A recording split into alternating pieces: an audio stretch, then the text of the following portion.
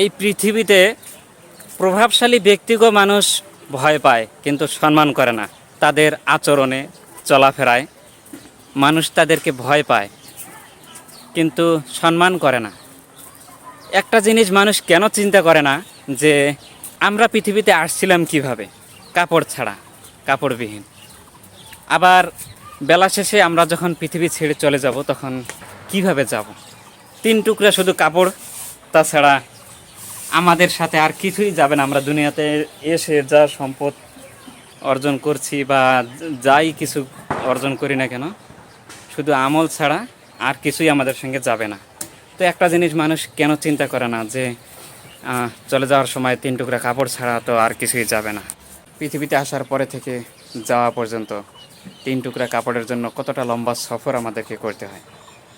আর এরই ভিতরে কত হিংসা, বিদ্বেষ, কত রকমের চলাফেরা, আচরণ, এগুলো মানুষ মানুষের সাথে করে।